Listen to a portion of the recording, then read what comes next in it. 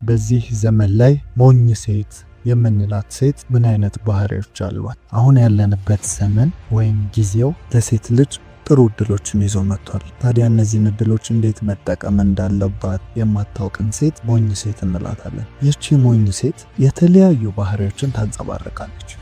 ዛሬ ከኔ ጋር የሞኝ ሴት ባህሪዎች የሆኑትን 5ቱን ባህሪያት እንመለከታለን። መልካም ልብ ካላችሁ ቪዲዮ ላይክ በማድረግ ይጀምሩ። ለዚህ የቁም ነገር ቻናል አዲስ ከሆኑ ደግሞ ሰብስክራይብ በማድረግ ቤተሰባችን ይሁኑ። ማንኛውም ሴት ሞኝ ሴትን መሆን አትፈልግም። ነገር ግን በአንድም በሌላም አውቃም ይሁን ሳታውቅ ሞኝ ሴት የምታደርጋቸውን ነገሮች ታደርጋለች። ከማንኛውም ሰው በላይ ሞኝ የምንላት ሴት ምንን የምታደርግ ሴት ናት? አሁን ወደ 5ቱ ነጥቦች እንግባ። የመጀመሪያው ሞኝ ሴት የምንላት ሴት ውበቷን በውጫዊ ነገሮች ላይ የምታደርግ ሴት ናት። ውበት ውጫዊም ላይ ውስጣዊም ላይ ይገለጻል። ነገር ግን ቫልዩ ያለው ወይም ደግሞ ዋጋ ያለው ውበት የቱ ነው ብሎ መለየት ጥበብን ይጠይቃል። ታዲያ ሞኝ ሴት ውበቷን በውጫዊ ነገሮች ላይ የምታደርግ ሴት ናት። ያም ማለት በመኳኳሏ፣ በምትለብሰው አለባበስ፣ ሰውነቷን በምትቀባባቸው ነገሮች የራሷን ዋጋ ከፍ ማድረግ ትፈልጋለች። ነገር ግን የምትሸወደው በዚህ መንገድ የምታገኘው ትኩረትን እንጂ ክብርን አለመሆኑ። ክብር የሚሰጣት ሴት ውጫዊ ነገሮቿን ያሳመረች ሴት አለች። ውጫዊ ነገርን አታሳምሮ እያልንም ግን አይደል፣ ግን ደግሞ በአይምሮዋ ላይ ከብዶ የሚታያት ወይም ደግሞ ትልቅ ዋጋን የምትሰጠው ውጫዊ ውበቷ ከሆነ እጅግ ተሳስታለች። እዚህ ምድር ላይ ሴት ከጥንት ጀምሮ እስካሁን የውበት መገለጫ ናት። ያም ማለት የአሁኑ ዘመን ሳይሆን ከጥንት ጀምሮ ሴት ልጅ እየተወደደችና በውበቷ እየተደነቀች እዚህ ደርሳለች። ውበት ለሴት ልጅ አዲስ ነገር አይደል። በዙሪያም ብዙ ሰዎች ይሰበሰባሉ። ታዲያ ራሷን የምታውቅና ብልህ የሆነች ሴት ይህንን በመገንዘብ ራሷ ላይ፣ ውስጧ ላይ፣ ባህሪዋ ላይ የምትሰራ ሴትን ግን ጠቢብ ልንላት እንችላለን። ውበት በአጋጣሚም ሆነ በምንም ሁኔታ የሚጠፋ ነው። እድሜም ውበትን ያከስመዋል። የሴት ልጅ ወርቃማ የሚባሉ የእድሜ ጊዜያት አሉ። እንደ አበባ የምትፈካበት፣ የምታምርበት፣ የምታብብበት ወቅቶች አሏት። ታዲያ እነዛ ወቅቶች ሞኝ የሆነችው ሴት ሁል ጊዜም ያለ ይመስላታል። ከነዛ ከወርቃማ እድሜዎቿ ስታልፍ ግን ውበቷ ይጠፋል። የሚመለከታት የለም። ምንም ያህል ራሷ ላይ ትኩረት ብታደርግ ዞር ብላ የሚያያት የለም። ለምን? ጊዜዋን ያጠፋቸው ውጫዊ ውበቷ ላይ ስለሆነ። ውስጣዊ ውበቷ ላይ የምትሰራ ሴት ግን፣ ማንነቷ ላይ የምትሰራ ሴት ግን ዘመንን ትሻገራለች። ሁልጊዜም ዘመኗን እንደዋጀች መኖር ትችላለች ማለት ነው። ሁለተኛው የሞኝ ሴት ባህሪ ነውርን እንደ ነፃነት የምትወስድ ናት። በዚህ ሰዓት በየቲክቶኩ በየሶሻል ሚዲያው የምንመለከተው ነገር ነውር እንደ ነፃነት እየተሰበከበት ያለበት ጊዜ ነው። ነውር ምንም ስሙን ብናሰማምረው ነውር እንጂ ነፃነት ሊሆን አይችልም። ሴት ልጅ ሰውነቷን ገላልጣ መሄዷ ነፃነቷ ነው ወይስ ነውር? በዛስ የምታገኘው ክብርን ነው ወይንስ ትኩረት? ይህንን መለየት ያልቻለች ሴት ሞኝ ሴት እንላታለን። ያላትን ክብር አውጥታ፣ ያላትን ውበት አውጥታ ለአደባባይ አስጥታ በምታገኘው ትኩረት ነፃነቷን እንዳወጀች እየተሰማች ትኖራለች። ጠቢቧ ግን እንደዚህ አይደል። ልባሟ ሴት ግን እንደዚህ አይደል። ይህንንም አታደርግ። ነውርንና ነፃነትን ለይቶ ማየት ያስፈልጋል። ባለጌ መሆኗ፣ በየአደባባዩ እየወጣች እንደፈለገች መናገሯ፣ እንደፈለገች መልበሷ፣ የራሷን ስራና የተወሰነ ነገር አቋቁማ ማንም የለብኝምነትን እንደፈለገች እየሆነች የምትገልጽ ሴት ነውርና ነፃነትን ለይታ ያላወቀች ሴት ናት። ታዲያ ይህቺ ሴት ሞኝ ሴት እንላታለን። ሶስተኛው የሞኝ ሴት ባህሪ ዋጋዋን በላይክና በፎሎወር የምትለካ ነው። ሞኝ ሴት ዋጋዋን በትክክል ያልተረዳች ናት። ምን እንደምትፈልግ አጣው። ስለዚህ የምታገኛቸው ላይክና ፎሎወሮች ለሰውነቷ፣ ለውበቷ እንጂ ለሷ እንዳልሆኑ አልተገነዘበም። ለጊዜያዊው ውጫዊ ውበቷ ብዙ ላይክና ፎሎወሮችን ሰበስባለች። ያንንም የዋጋዋ ግምት አድርጋ ታስቀምጣለች። ህይወት በላይክና በፎሎወር ብዛት አይመራም። ይህንን ልብ ልትሉት ያስፈልጋል። ህይወት በላይክና በፎሎወር ብዛት አይመራም ማለት ምናልባት የገንዘብ ምንጭ ሊሆን ይችላል፣ ነገር ግን የሰላም ምንጭ መሆን አይችልም። ደስታንም በጊዜያዊነት የሚሰጣችሁ ዲፔንደንት ያደርጋችኋል። ስለዚህ ሞኝ ሴት ሁልጊዜ ዋጋዋ በላይክና በፎሎወር ትገምታለች ማለት ነው። አራተኛው ከጥበብ ይልቅ ስሜትን ታስቀድማለች። ሁልጊዜም በግጭቶችም ውስጥ ሆነ በሚገጥማት የህይወት ፈተናዎች ውስጥ ስሜታዊ ትሆናል እንጂ ነገርን በጥበብ አትመለከትም። ስለዚህ ነገሮች ሁሉ ወደማየው መንገድ ያመራሉ። ትዳሯን ትፈታለች፣ ከቤተሰቧ ጋር ትጋጫለች፣ ብዙ ነገርን በስሜታዊነት ትወስናለች። ለእሷ እነዚህ ነገሮች ነፃነት እየመሰሏት ሊሆን ይችላል፣ ነገር ግን ነፃነት አይደሉም። ይህ የጥበብ ማነስ። ልባሟ ሴት ግን እንደዚህ አይደለች። ቤቷን በትዕግስትና በማስተዋል ትመራለች። አምስተኛው የሞኝ ሴት ባህሪ ክብርን ሳይሆን ትኩረትን ትፈልጋለች። ክብርን ሳይሆን ትኩረትን ትፈልጋለች ማለት መጀመሪያ በክብርና በትኩረት መካከል ያለውን ሰፊ ልዩነት ልንረዳ ይገባል። በዚህ ጊዜ ትኩረት ማግኘት እጅግ በጣም ቀላል። ምስሏን የተገላለጠችባቸውን ፎቶዎችና ቪዲዮዎች በሶሻል ሚዲያ ላይ ብታጋራ ብዙ ትኩረትን ታገኛለች። ነገር ግን ክብርን ያገኘች ይመስላታል። ይህ ከክብር ፍጹም የተለየ ነው። ትኩረትን ለማግኘት ጥቂት ድራማዎችን መስራት ይበቃታል። ሴት በመሆኗ ምክንያት፣ የውበት ተምሳሌት በመሆኗ ምክንያት ትኩረቶች ሁሉ ወደ እርሷ ይሰበሰባሉ። ለሴት ልጅ ትኩረትን ማግኘት አይከብዳትም። ነገር ግን ትኩረት ከክብር አይበልም። የሴት ልጅ ክብር የሚገኘው በእናትነቷ ውስጥ፣ በሴትነቷ ውስጥ። ታዲያ እነዚህን ሴትነቷን፣ እናትነቷን፣ እህትነቷን በትክክል ማንነቷን እየረሳች ትኩረትን እየሰበሰበች እድሜያን የምታጠፋ ሴት ሞኝ ሴት እንላታለን። ይቺ ሴት መውደቂያዋ ቅርብ ነው። ጥቂት ጊዜ ታብባለች፣ ነገር ግን ወዲያው ትከስማለች። በህይወቷም ተጸጽታ ትኖራለች። ምክንያቱም የነፍሷን ጥሪ፣ የህይወቷን ትክክለኛ ዓላማ አልኖረችምና ነው። አለማወቅን ማወቅ ከእውቀቶች ሁሉ ታላቅ እውቀት ነው ይለናል ሶቅራጠስ። ታዲያ ዛሬ ሞኝ ሰዎች በቀላሉ የሚለዩበትን 7 ባህሪ ነግራችኋለሁ። ራሳችሁን ከሞኞች ተርታ ካገኛችሁት በፍጥነት አካሄዳችሁን በመቀየር ራሳችሁን ለውጡ። መልካም ልብ ካላችሁ ቪዲዮውን ላይክ በማድረግ ለብዙ ሰው እንዲደርስ ይተባበሩን። ምርኩዝ የሚሆን የህይወት ዘመን ትምህርትን ለማግኘት ደግሞ ምርኩዝ ቻናልን ሰብስክራይብ በማድረግ ቤተሰባችን ይሁኑ።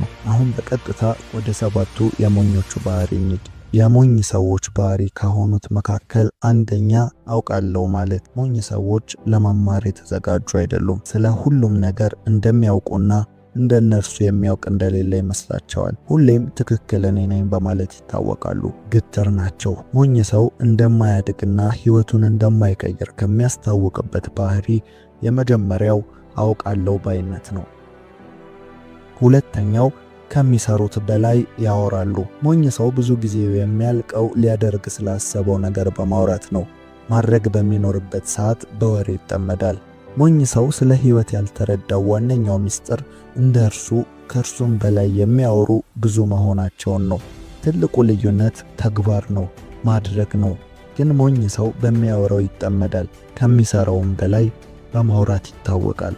ስለዚህ ሞኝ ሰው ከሚለይበት ባህሪዎች ሁለተኛው ስለ ትልልቅ ህልሞች ያወራል፣ ነገር ግን ወደ መሬት የወረደ በቅደም ተከተል የሆነ እርምጃን አይወስድም። ሶስተኛ ፈጣን ለውጥን ይፈልጋል። ሞኝ ሰው ትዕግስት የለውም።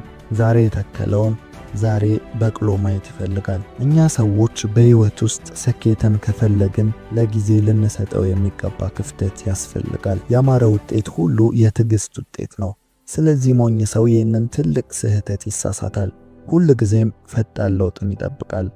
አራተኛ ለሁሉም ነገሮች ሌላ ሰዎች ተጠያቂ ያደርጋል። ሞኝ ሰው ኃላፊነትን መውሰድ የማይችል ሰው ነው።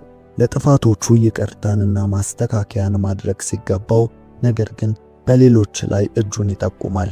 ሰበበኛ ነው። እርሱ ጥፋተኛ ሲሆን ብዙ ምክንያትን ይደረድራል እንጂ አምኖ አይቀበልም።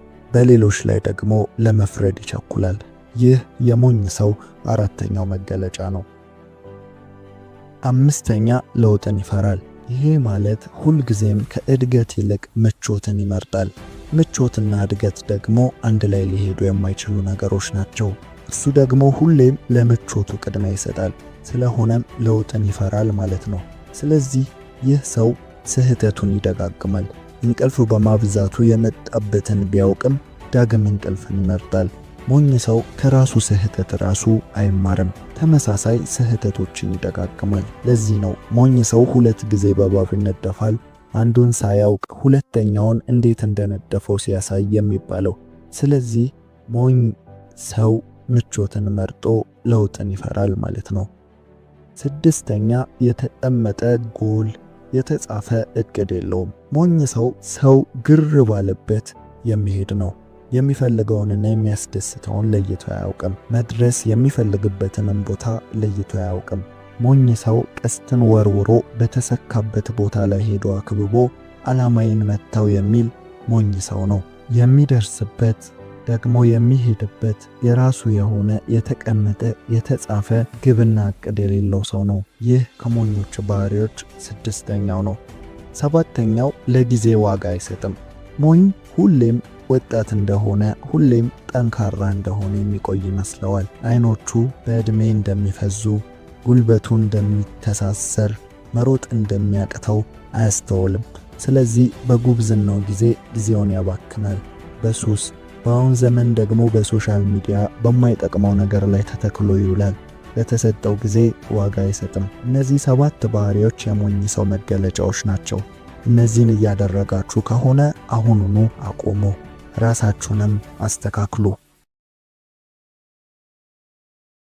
አንስታይን፣ ዳቪንቺ እና ቴስላ እነዚህን 3 የአእምሮ ስልቶች ተጠቅመውታል። እንደ ሊቅ ማሰብና የአእምሮአችሁን አቅም በእጅጉ ለመጨመር የሚረዳችሁን ሚስጥር ማወቅ ትፈልጋላችሁ? እንግዲህ በታሪክ ውስጥ በታላላቅ ሰዎች ተርታ ለመግባት አዋቂ ሆኖ መወለድ አያስፈልግም። አሊያም እንደ ሀገራችን ባህል አብሾ ሆነ ሌሎች ነገሮችን መጠቀም አያስፈልግም። ዋናው ጉዳይ መርሁን ማወቅ ነው። ለዛም ነው ተንቀው የነበሩ እንደ አንስታይን ያሉ ሰዎች የላቀ አስተሳሰብ ውስጥ የገቡት። አንስታይን፣ ዳቪንቺ እና ቴስላ ከሁሉም ሰዎች የሚለዩት የራሳቸው የሆነ የአእምሮ ስልቶች ስለነበራቸው ነው። እናም ዛሬ እነዚህን ድንቅ ልሂቃን እንዲያስቡ የሚያግዛቸውን 3 የአስተሳሰብ ስልቶች አካፍላችኋለሁ። እነዚህ ቀላል ልማዶች ችግሮቻቸውን ለመፍታት፣ ፈጠራዎችን ለመፍጠርና ዓለምን ለመቀያየር የተጠቀሙባቸው ናቸው። መልካም ልብ ካላችሁ ይህ ቪዲዮ ለብዙ ሰው እንዲደርስ ቪዲዮውን ላይክ በማድረግ ይጀምሩ። ምርኩዝ የሚሆን የህይወት ምክርን ለማግኘት ምርኩዝ ቻናልን ሰብስክራይብ በማድረግ ቤተሰባችን ይሁኑ። አንደኛው ሾሺን የጀማሪው አእምሮ ለዘላለም ለማወቅ ጉጉ ሁኑ ይላል። በመጀመሪያ የጀማሪው አእምሮ ስል ምን ለማለት ፈልጌ መሰላችሁ? በቀላል አነጋገር በጣም ብልህ ሰዎች ብዙ ጥያቄዎችን ይጠይቃሉ። ሁሉንም አውቃለሁ ብለው ግን አያስቡም። ይልቁንም አዲስ ዕውቀትንና ጥልቅ ግንዛቤን በመፈለግ እንደ ጀማሪ ወደ ዕውቀት ዓለም በጉጉት ይገባሉ። እናንተም ከገበታው ለመብላት እጅግ ስግብግብ ልትሆኑ ይገባል። ከተለመዱ አባባሎች መካከል ዕውቁ ፈላስፋ ሶቅራጠስ ያለውን እናንሳ። እኔም አውቀው አለማወቄን ነው። አስተውሉ፣ ሶቅራጠስ ምንም የማያውቅ ሰው ስለነበረ አይደለም፣ ሁሌም አእምሮውን ለጥያቄ ክፍት ስላደረገው እንጂ። አንስታይንም ማንም ሊጠይቀው ያልደፈረውን በመጠየቅ ይታወቅ ነበር። መልሱን ግን አለኝ ብሎ መቼም አስቦ አያውቅም። ሁሌም ይፈትሽ ነበር። እንደ ሊቅ ለማሰብ ከፈለጋችሁ ሁሉንም ነገር በመጠየቅ ጀምሩ። ነገሮችን በአቦ ሰጥ እንዳትቀበሉ። ለምን እና እንዴት ብላችሁ ሁል ጊዜም ጠይቁ። መማርን በፍጹም አታቋርጡ እና በቂ ዕውቀት እንዳላችሁ በፍጹም አድርጋችሁ አታስቡ። የማወቅ ጉጉት ያለው አእምሮ ክፍት አእምሮ ነው። እናም ክፍት አእምሮ ለአዳዲስ ሐሳቦችና ለአዳዲስ መፍትሄዎች መግቢያ ነው። ትዕቢተኛ አዋቂ ሁሌም አውቃለሁ ብሎ ያስባል። ያቺን ቁንጽል ዕውቀቱን ለአደባባይ ሊያቀርባት ይሯሯጣል። እውነት እላችኋለሁ ከእንደዚህ አይነቱ ጋር ወዳጅ ራሱ ባትሆኑ ብዙ ታተርፋላችሁ። ይህ የጀማሪው አእምሮ ሾሺን ጽንሰ ሐሳብ በዜን ቡዲዝም ውስጥ ሕይወትን ክፍትና የማወቅ ጉጉት ባለው አመለካከት ላይ ማቅረብን ያስተምራል። ልክ እንደ ጀማሪ ማወቅን እንደ አዲስ እንደሚፈልግ ሰው እንደሚያደርገው ምንም አይነት ዕውቀት ሳይኖር እንደሚጀምር ዕውቀትን በመፈለግ መኖር። ይህ አስተሳሰብ ቀጣይነት ያለው እድገትን፣ ፈጠራንና ጥንካሬን ያበረታታል። በአንድ ወቅት አንድ ዕውቀትን ፈላጊ ወደ አንድ ጠቢብ ጋር መጣና እንደ እርሳቸው አዋቂ መሆን እንደሚፈልግና አእምሮውን እንዴት ሊጠቀም እንደሚችል እንዲረዱት ጠየቃቸው። እሳቸውም ምንም ሳይሉት ተከተለኝ ብቻ ብለውት ወደ ጫካው አመሩ። ወጣቱም ምንም ሳይላቸው ተከተላቸው። ልክ አንድ ውሃ ዳርቻ ጋር ሲደርሱ ባላሰበው ፍጥነትና ቀልጥፍና ወጣቱን ጠምዝዘው ወደ ውስጥ ደፈቁት። ዘለግ ላለ ሰከንዶች ያዙት። ተወራጨ፣ ተፍጨረጨረ። ከዛም ለቀቁት። ፊቱ ተቀያይሯል። አተነፋፈሱ አልተረጋጋም። ይሄኔ እኚህ ጠቢብ ውሃው ውስጥ እያለ አጥብቀ የፈለግከው ምንድነው አሉት። ወጣቱም መልሶ አየር አለ። ጠቢቡም ልክ እንደዚህ ዕውቀትን ፈልጋት ብለው ተለዩት። ዕውቀትን መፈለግ ከባድ የሚያደርገው ነገር አለማወቅን ለራስ መናገሩ ላይ ነው። ታዲያ ይህን ያክል እንዲህ ካልኳችሁ ካልቀረ እስቲ ራሳችንን ይህንን ጥያቄ እንጠይቀው። የጀማሪዎች አእምሮን መያዝ ወይም ማዳበር ለምን አስፈለገ? ምክንያቱም አንደኛ ጀማሪ ተማሪ መሆን የዕድሜ ልክ ትምህርትን ስለሚያበረታታ፣ ለማወቅ ጉጉት ሲሰማችሁ ማደጋችሁን አታቆሙም። ሁለተኛ ኢጎን ወይም የራስ ኩራትን ይቀንሳል፣ እናም ትህትናን ይጨምራል። ሁሉንም ነገር አውቃለሁ ብላችሁ ከመገመት ይልቅ ለአዳዲስ እይታዎች ራስን ክፍት ያደርጋል። ሶስተኛ ችግርን የመፍታት አቅምን ያሻሽላል። ተግዳሮቶችን በአዳዲስ አይኖች ማየትና ወደ ፈጠራና ወደ መፍትሄያዊ ሐሳቦች ያመራል። በመጨረሻም ፈጠራን ያሳድጋል። የማወቅ ጉጉት ያለው አእምሮ ከተለመደው ውጪ ይመረምራል፣ ወደ ጅማሬያዊ ሐሳቦችም ያመራል። በዛም ላይ መላመድን ይገነባል። ለመማር ክፍት መሆን ለውጦችን ለመቀበል ቀላል ያደርጋል። የጀማሪ አእምሮን እንዴት ማዳበር እንችላለን? ተጨማሪ ጥያቄዎችን ጠይቁ። ሁኔታዎችን ከመገመት ይልቅ በጉጉት ቅረቡ። ሁለተኛ፣ እርግጠኛ አለመሆንን ተቀበሉ። ያልታወቀን ሐሳብ ለማሰብ ከመፍራት ይልቅ በደስታ አስሱት። ሶስተኛ፣ እንደገና ተማሩ። ግትር እምነቶቻችሁን ትታችሁ ነገሮችን በተለየ መንገድ ለማየት ፈቃደኛ ሁኑ። አራተኛ፣ አዳዲስ ተሞክሮዎችን ሞክሩ። ከምቾት ቀጠናችሁ ውጡ። በአዳዲስ እንቅስቃሴዎች፣ በትርፍ ጊዜ ማሳለፊያዎች ላይ ራሳችሁን አሳትፉ። አምስተኛ፣ በጥሞና ጊዜ ውስጥ ቆዩ። ትኩረትን የሚከፋፍሉ ነገሮችን አስወግዱ እና ልክ እንደ አንድ እውነተኛ ጀማሪ በሚያደርገው ልምድ ላይ አተኩሩ። ማሳሰቢያ፣ ዕውቀት አካብቱ ሲባል አንዱን በቅጡ አውቀው ሳይጨርሱ ወደ አንዱ መግባት እንዳልሆነ በደንብ አስተውሉ። ግትር አትቁኑም ስንል ወላዋይና አቋም የለሽ ሁኑ ማለትም አይደለም። ስለዚህ ይህንን ሚዛን መስራትን ለእናንተ ተውኩት። ሁለተኛ፣ በጥልቀት ማሰብ፣ አእምሮን ከሚረብሹ ነገሮች በመከለል። ሁለተኛው ስልት ጥልቅ አስተሳሰብ ነው። ታላላቅ ሐሳቢዎች ለማሰብና ለማቀድ ወደ ሐሳቦቻቸው ዘልቀው ለመግባት ከሚያዘናጋና ከሚረብሽ ነገር በጸዳ መልኩ ብቻቸውን ለሰዓታት ያሳልፋሉ። እንደ ሊቅ ለማሰብ አእምሮአችሁን ከሚረብሹ ነገሮች መጠበቅ አለባችሁ። ይህ ማለት በየቀኑ ያለማቋረጥ በጥልቅ ሐሳብ ላይ በማተኮር ጊዜ መመደብ ማለት ነው። ከጩኸቱ ለመውጣት በየቀኑ 1 ሰዓት ውሰዱ። በዚህም ሰዓት ስልክ የለም፣ ኢሜሎች የሉም፣ ንጹህ ነጸብራቅና እቅድ፣ ከዛ እናንተ ብቻ። ይህ የብቸኝነት ሰዓት የእናንተ ምርጡ ጊዜና ምርጥ ሐሳቦቻችሁን ያለ ገደብ የሚመጡበት ነው። ችግሮችን የምትፈቱበት፣ ራሳችሁ ለራሳችሁ ግልጽነትን የምታገኙበት፣ ራስን ማግኛ የምትፈጥሩበት ሰዓት ነው። ጂኒየስነት በአጋጣሚ አይከሰትም። የአንድ ነገር ትኩረትና አስተሳሰብ ውጤት ነው። ትኩረት ወደ ማንኛውም ነገሮች ማለትም አካላዊም ሆነ አእምሮአዊ ነገሮች ላይ ኃይልን ያመጣል። አስታውሱ፣ ማንም ሰው ሁለገብ ሆኖ ወይንም ሁሉ አይቅርብኝ ሆኖ ታላቅ ሊሆን አይችልም። በሌላ አነጋገር ማንም ሰው በሁሉ ዘርፎች ላይ ምርጥ መሆን አይችልም። ስለዚህም ትኩረት ወሳኝ ነገር ነው። ወደሚቀጥለው የእድገት ደረጃ ብቸኛው የመሄጃው መንገድ ትኩረት ወይም ትልቅ ግንዛቤ ማድረግ ነው። ስለዚህ በዚህ ሰዓት ልታደርጉ የሚገባችሁን በቅደም ተከተል እጠቁማችኋለሁ። አንደኛ፣ ቅድሚያ የምትሰጧቸውን ነገሮች አስቧቸው። ሁሌም በሁሉም ነገር ቅድሚያ የሚያደርገውን ነገር መለየት የብልሆች መንገድ ነው። ሁለተኛ፣ የሚረብሹ አዋኪ ነገሮችን ከአቅራቢያችሁ አስወግዱ። ይህን ማድረግ ከፍተኛ ዋጋን ይጨምርላችኋል። ስለዚህም ስልክም ሆነ ሰው አጠገባችሁ እንዳይኖር ማድረግ ይጠበቅባችኋል። ሶስተኛ፣ ትኩረት የምታደርጉባቸውን ሐሳቦች በዝርዝር አስቀምጡ። ይህም የተበታተነና የተሰባበረ ሐሳብን ከማሰብ ያድናል። ታላላቆች ክባቸው ትልቅ የሚመስል ግን ትንሽ በብዙ ነገር ያልተከበበ ነው። ሶስተኛ፣ የአእምሮ ሙከራ፣ በሐሳቦች መጫወት። በመጨረሻም የአእምሮ ሙከራ የሚለውን ሕግ እናያለን። ነገሮች በጣም የሚሳሳቡበት ቦታ ይህ ነው። አንስታይን ሐሳቦቹን ከመጻፉ በፊት ወይንም እውን ከማድረጉ በፊት በጭንቅላቱ ውስጥ ያሉትን ሐሳቦች ለመፈተሽ የሐሳብ ሙከራዎችን ተጠቅሟል።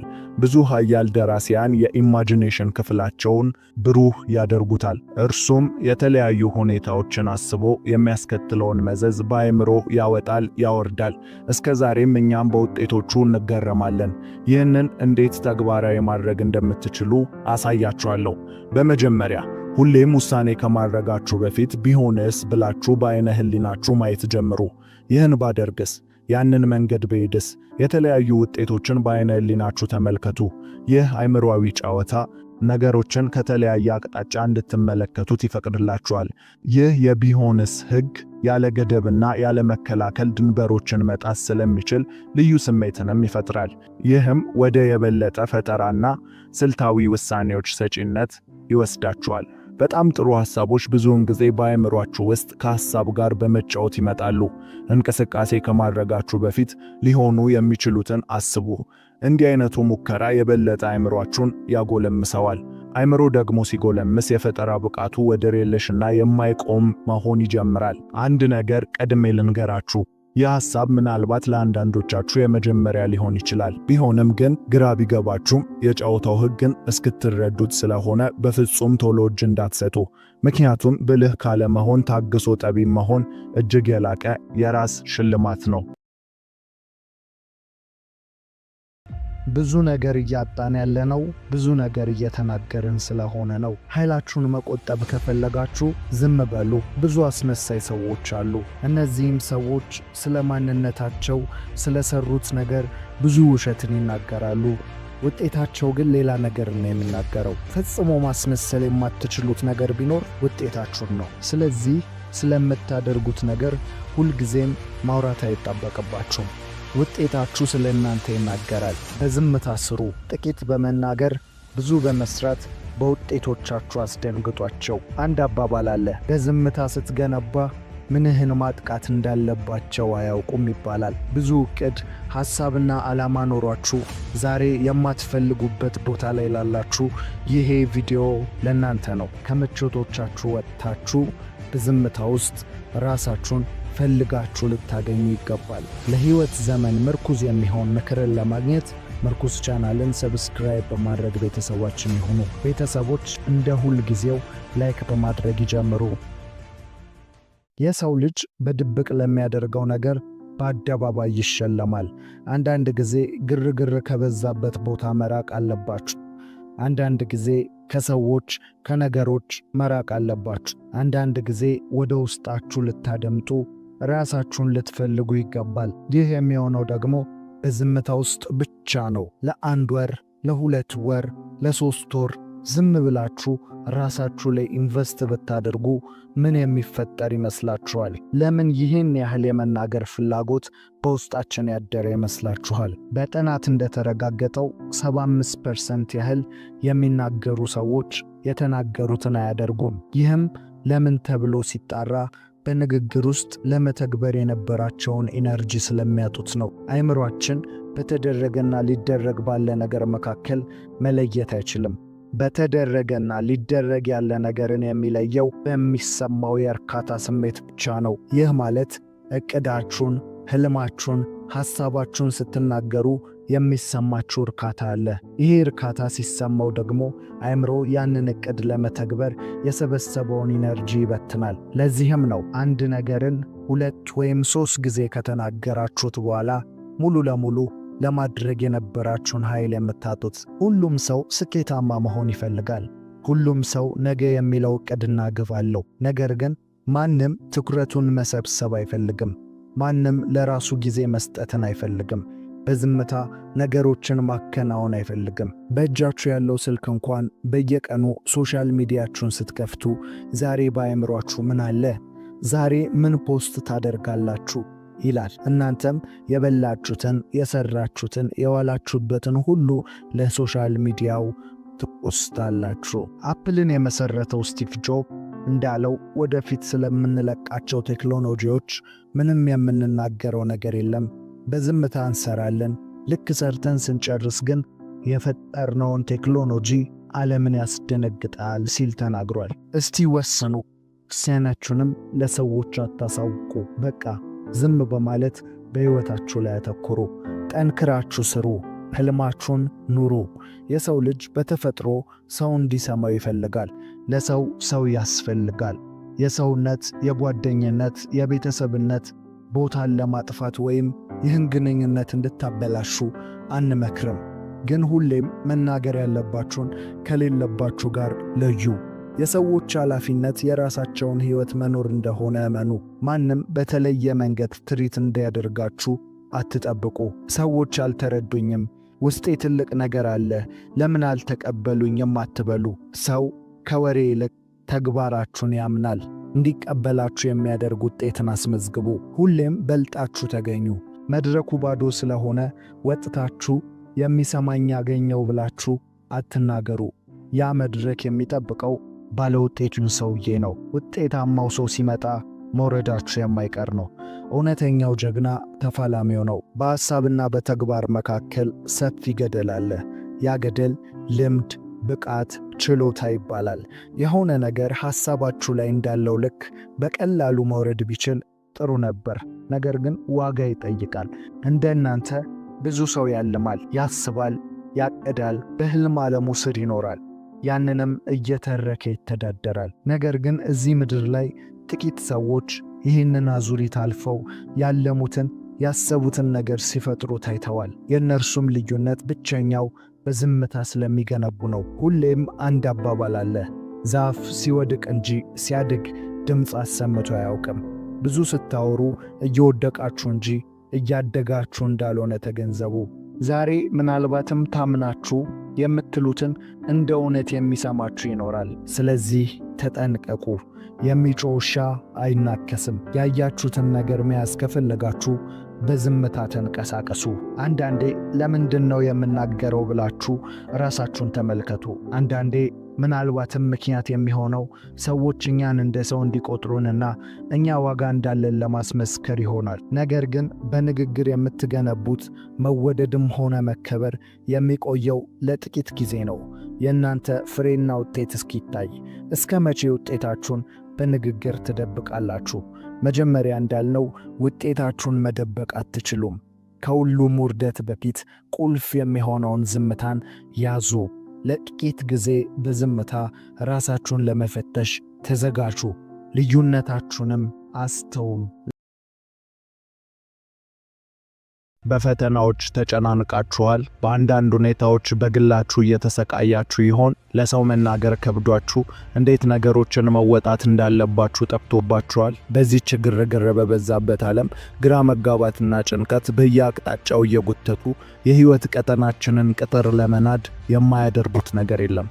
ይህም የሚሆንበት ምክንያት ዓለም የአሸናፊዎች እንጂ የደካሞች ስላልሆነች ነው። እኛም ብንሆን ከቁጥጥር ውጪ የሆኑትን ለመቆጣጠር በሞከርን ቁጥር አቅመ ቢስ እንደሆነን ይሰማናል። በስቶይኮች ፍልስፍና መሰረት ሰዎች ጭንቀት ውስጥ ሲገቡ ሊያደርጓቸው የሚገቡ 5 ነገሮች እንዳለ ይናገራሉ።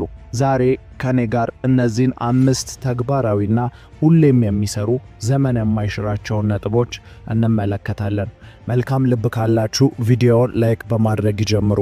ምርኩዝ የሚሆን የህይወት ምክርን ለማግኘት ምርኩዝ ቻናልን ሰብስክራይብ በማድረግ ቤተሰባችን ይሁኑ። ከ5ቱ ወሳኝ ነጥቦች መካከል አንደኛ ዲኮቶሚ፣ የምንችለውንና የማንለውጠውን የመቆጣጠር ጥበብ። የመቆጣጠር ጥበብ ወይም ዲኮቶሚ ሁሉንም ነገሮች በሁለት አይነት ምድቦች የመከፋፈል ስልትን የሚጠቀም ወሳኝ የሆነ የስቶይክ ነገሮችን የመቆጣጠሪያ መርህ ነው። ሁሌም ቢሆን በእኛ በሰው ልጆች ቁጥጥር ውስጥ ያሉ ነገሮች ጥቂት ነገሮች ናቸው።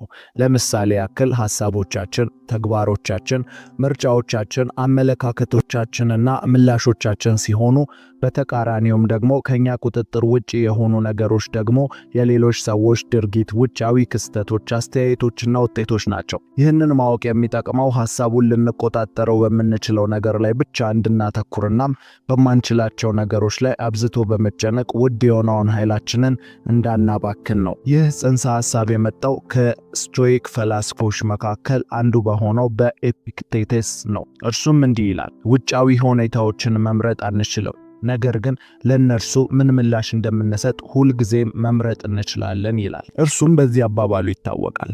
ለዚህም ጽንሰ ሐሳብ መነሻ ሊሆን ይችላል። አንዳንድ ነገሮች በእኛ ቁጥጥር ላይ ናቸው፣ እናም አንዳንድ ነገሮች ደግሞ አይደሉም። ይህ ማለት አንድ ሰው ቢሰድባችሁ መቆጣጠር አትችሉም፣ ግን ምላሻችሁን መቆጣጠር ትችላላችሁ። በመንገድ ላይ ዝናብ ከዘነበ ዝናቡን ማቆም አይቻልም፣ ግን መጠለል አሊያም ከቸኮልን እቅዶቻችንን ማስተካከል ይቻላል። የሆነ ነገር ካልተሳካ ያለፈውን መለወጥ አንችልም፣ ግን መማርና ማሻሻል እንችላለን። ብዙ ጊዜ እኛ ሰዎች መለወጥ ከማንችላቸው ነገሮች ጋር ስንታገል ይታያል። ይህ ግብግባችን ደግሞ በፍርሃትና በተስፋ መቁረጥ አዙሪት ውስጥ ከቶ መላው እንቅስቃሴዎቻችንን ይገድብብናል። በአመዛኛው አብዛኛው ጊዜ የምንታገላቸው ነገሮች ትላንት ላይ የነበሩ ነገሮች ናቸው። በጸጸት አሊያም በውድቀት የመጡብን ነገሮች። እንዴትም ተቀብሎ አልፎ ለሌላ ነገር ራስን ማዘጋጀት ካልተቻለ ትላንትን ደጋግመን ዛሬም ነገም እንኖረዋለን። አስተውሉ፣ ነፃው መንገድ እያለ በግድግዳው በኩል ካላለፍኩ ብሎ እንደሚታገለው ማለት ነው። ደጋግሞ እንደሚቆስለው እንደዛ ሞኝ ሰው። አስተዋይ ሰው ማለት የነበረበት ያለበትንና የሚደርስበትን ጠንቅቆ የሚያውቅ ነው። ስለዚህም መለወጥ የማንችላቸው ነገሮች ራሳችንንና አካሄዳችንን በመለወጥ እናሸንፋቸው። መለወጥ የምንችላቸውን ደግሞ ኃይላችንን አሰባስበን ልንንዳቸው፣ በየቅደም ተከተላቸው ልንለውጣቸው ይገባል። የሰውነት ክብደቷ ትልቅ የሆነች አንድ ሴት ሞዴሎችን እያየች ራሷንና ፈጣሪን ቁጭ ብላ ብትረግም አንዲት ጠብታ ለውጥ በሰውነቷ ላይ አይታይም። ይልቅስ ለበለጠ ራስን መጥላት፣ መኖር አለመፈለግ ቢያጋልጣት እንጂ። ስለዚህ እቺ ልጅ ተነስታ ስፖርት ብትሰራ ነገሮቹ ይስተካከላሉ ብለን በእርግጠኝነት መናገር እንችላለን። ስለዚህ ሁልጊዜም ማስተካከል የምትችሉትና መለወጥ የምትችሉት ነገር ላይ ትኩረት አድርጉ። ሁለተኛ፣ አሞር ፋቲ፣ ነገሮችን ወደ ዕድል መቀየር መለማመድ። ስቶይኮች አሞር ፋቲ ሁሉም ነገር ፍጹም እንደሆነ ማስመሰል አይደለም፣ ይልቁንስ የአስተዋዮች የጥበብ መንገድ ነው ይላሉ።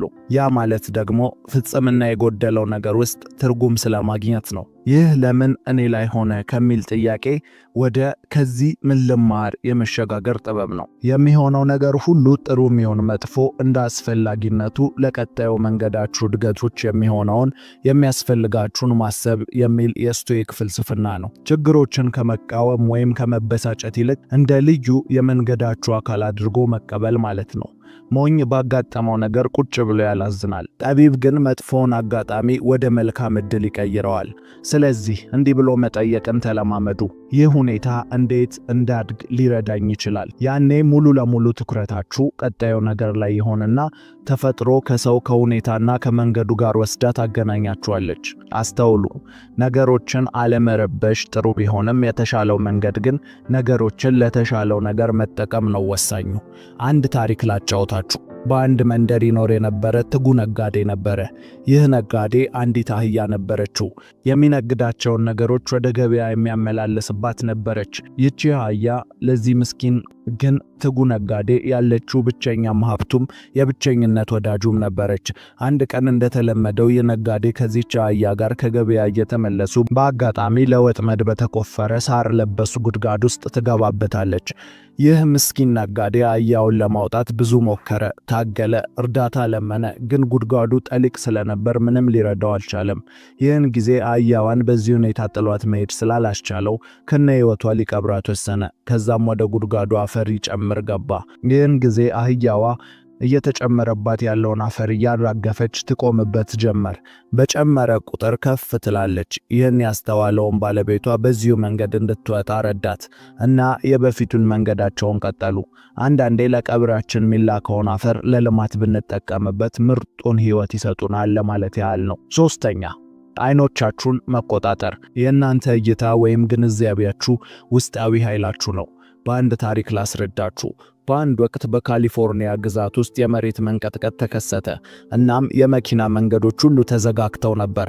ይህን ጊዜ ከአንድ ሚዲያ ሁኔታውን እንዲያጣራና በዛውም በሁኔታው ላይ የተሻለ ዘገባ እንዲሰራ የተላከ ጋዜጠኛ በየመኪናው እየተዘዋወረ ሹፌሮቹን ያነጋግራቸው ጀመር። አንደኛው መኪና ጋር ሄዶ ስለ ሁኔታው ሲጠይቀው ሰውየው በጣም በንዴት ግሎ ይህ ግዛት በጣም አስቀያሚ ነው፣ ብዙ ችግሮች አሉበት ብሎ ለረጅም ደቂቃ በካሜራዎቹ ፊት አላዘነ፣ አማረረ። እርሱም ሲጨርስ አሁንም ጋዜጠኛው ወደ ሌላ መኪና መስኮት በመሄድ ሌላኛውን ግለሰብ ጠየቀ። ይህ ግለሰብ በፍጹም መረጋጋት ሆኖ የሆነው ነገር በእርግጥ ያሳዝናል፣ ግን እኔ በግሌ ከቤት ስወጣ መንገድ ላይ የምሰማውን ሙዚቃና ትምህርታዊ ሲዲዎች እንዲሁም በፔርሙዜ ውስጥ በቂ የሆነ ቡና ይዣለሁ። ስራ ቦታ በጊዜ ለመድረስ በሌሊት ነው የወጣሁት። አለቃዬም ከዚህ በላይ የሚጠብቀኝ አይመስለኝም ብሎ መለሰ። አስተውሉ፣ ሁለቱም ሰዎች ጋር ያጋጠመው ነገር ተመሳሳይ ሆኖ ሳለ ግን እይታቸው መለያየቱ ቀናቸውን የሚውልበትን ሁኔታ ሊወስን ችሏል። ሁሌም ስለ ነገሮች ያላችሁን ግንዛቤ መርመር አድርጉ። ለምሳሌ ስትከዱ ለራሳችሁ ድንኳን ጥላችሁ በመከፋት ታለቅሳላችሁ ወይንስ ከሃጂውን ትበቀላላችሁ? አሊያ ልክ እንደ ጤነኛ ሰው ከሃጂውን ከነክህደቱ በይቅርታ እናንተ እንደማትገቡት እንዲያስብ ትታችሁት መንገዳችሁን ትቀጥላላችሁ? አማራጩ ቢበዛም ሁሌም ግን ምርጫው መሆን የሚችለው አንድ ብቻ ነው። አስታውሱ፣ ውስጣችሁ ያለው ኃይል ለሁለቱም እኩል ይሰራል፣ ለትክክልም ለስህተትም። ስለዚህ ነገሮችን የምትመለከቱበትን መነጽር ጥረጉት። የምታዩትን ነገሮች ሁሉ እንደ ቆሸሹ አድርጎ የሚያሳያችሁ ያልጸዳው መነጽራችሁ እንጂ ነገሮች ሁሉ ቆሻሻ አይደሉም። አንድ ሰው ኢትዮጵያ ውስጥ መወለድ መረገም፣ ለማደግ የማይሆን አድርጎ ሲቀመጥ በራሱ በሰውየው መሬት ላይ አንደኛው ሀብቱን ይሰበስብበታል። እኛ እንደ አማራጭ የምናያቸው ምዕራባውያን ሀገራት ሀገራችንን እንደ የሀብት ማማ ይመለከቷታል። በዚህም ያለማቅማማት ገንዘባቸውን እያፈሰሱ ብዙ ገንዘቦችን ያጭዳሉ። አንዳንዱ ድሃ ቤተሰቡን እንደ መርገም ሲያየው፣ ሌላኛው እንደ ኃይል ያየውና ለብዙዎች ይተርፍበታል። ሁሉም ነገር በእይታ ውስጥ ያለ ነገር ነው፣ ፍርሃትም ድፍረትም። ስለዚህ መነጽራችሁን ጥረጉ። አራተኛ፣ ከፍተኛውን የህይወታችሁን የባለቤትነት ቦታ ያዙ። ከፍተኛ ባለቤትነት ማለት ኃላፊነትን ብቻ ሳይሆን ስልጣንን ማጎልበት ጭምር ነው። የህይወታችሁን ባለቤትነት ስትይዙ በሁኔታዎች ሰለባ መሆናችሁን በእጅጉ ቀንሶ የህይወታችሁ መሐንዲስ መሆን ትጀምራላችሁ። አያችሁ፣ ሁሌም ድንበሯን በኃይል የጠበቀች ሀገር ለመደፈር ትከብዳለች። በህይወታችሁ ለሰዎች በተለይም ለቅርቦቻችሁ ሰዎች የምታስቀምጡትን ገደብ ወይም ቀይ መስመር ይኑራችሁ። ህይወታችሁ ውስጥ የመጣ ሁሉ ሰተት ብሎ እየገባ ያሻውን የሚገነባበትና ሚንድበት ባለቤት የሌለው ስፍራ እንዳታደርጉት። ብልጦች ሁሌም ለራሳቸው ቀይ መስመር የሌላቸውና በአጋጣሚ የሚጓዙ ሰዎችን ለይተው ያውቃሉ፣ ደግሞም በደንብ ይጠቀሙባቸዋል። አንድ ታክሲ ውስጥ ገብታችሁ ሹፌሩ ወዴት ነው የምትሄዱት ባይላችሁ፣ እርሱም ወዴት እንደሚሄድ ባያውቅና ዝም ብሎ በአደባባዩ እንደ ሜዳ ቢያዞራችሁ ምን ይሰማችኋል? እሺ፣ በዚህም እንየው። አንድ የማታውቁት ግለሰብ ከቤታችሁ ሰተት ብሎ ገብቶ ሳያስፈቅዳችሁ መሶቡን ከፍቶ ምግብ አውጥቶ በልቶ ሌላ ቋጥሮ የታጠበ ልብሳችሁን ቀይሮ ቢወጣ ዝም ትሉት ይሆን? አይመስለኝም። ቀድሞውኑም ገና ከአገባቡ ነበር የምትመልሱት። ምክንያቱም ይህ የምታዩትና የሚጨበጥም ስለሆነ። ግን ማታዩአቸው ህይወታችሁን እየወሰኑ ያሉ ብዙ ነገሮች አሉ። በእናንተ የይለፍ ፍቃድ ሳያገኙ ነገር ግን ገብተው የእናንተን ህይወት እየመሩ ያሉ ነገሮች። አስታውሱ፣ የህይወታችሁን 100% ኃላፊነት ስትወስዱ ስህተቶቻችሁንም መቀበል ትጀምራላችሁ። የሁሉም ነገር ተጠያቂ ተመስጋኝም እናንተው ትሆናላችሁ። ያኔ ለራሳችሁ ይቅርታ አድርጋችሁ ከራሳችሁ ተጣርቃችሁ ምርጡን እናንተነታችሁን ለዓለም በአዲስ መልክ ታስተዋውቃላችሁ። ታዲያ ምን ትጠብቃላችሁ? አሁን ሁኑ። ህይወቴ፣ ባለቤትነቴ፣ ክብሬን አስመልሻለሁ ብላችሁ ለራሳችሁ ንገሩት። በበለጠም ደግሞ ማሳበብን፣ መውቀስን አቁሙ። አምስተኛ፣ የስቶይኮች የንጽበራን ዘዴ ተለማመዱ። ንጽበራ ከግርግር ወደ ጥርት ወዳለ ዝምታ የመሸጋገሪያ ድልድይ ነው። ልምዶችን ወደ ተግባር የምትለውጡበት ጥበብ ነው። ስቶይኮች የሁሉም ነገር ቁልፍ ነው ይላሉ። እንደውም የሁሉም ነገር መጀመሪያውም መጨረሻውም እንደሆነ አጉልተው ይናገራሉ። የህይወትም ቅመም ነው። ላስተዋለው ሰው ንጽበራ መንገድን ይጠቁማል። እንዴት ነው ንጽበራ ብላችሁ እያሰባችሁ ነው አይደል? በቃ ልክ እንደዚህ ነው። በእያንዳንዱ ምሽት በማሰላሰል 5 ደቂቃዎችን ብቻ ማሳለፍ እና አስተሳሰባችሁን እንዴት እንደሚለውጥ ትመለከታላችሁ። ነገርየው ቀላል የሚመስል ነው፣ ግን ትልቅ ለውጥን የሚያመጣ ነው። ልክ ለ1 ኪሎ ምስር ወጥ 1 ኪሎ ጨው እንደማንጠቀመው እናም ያቺ ትንሿ ጨው ጨዋታውን እንደምትቀይረው ልክ እንደዛ ነው። ደግሞ አስታውሱ፣ ይህ ጊዜ የግላችሁ ጊዜ ነው። ስለዚህ ፍጹም ለሰው እንዳታጋሩት።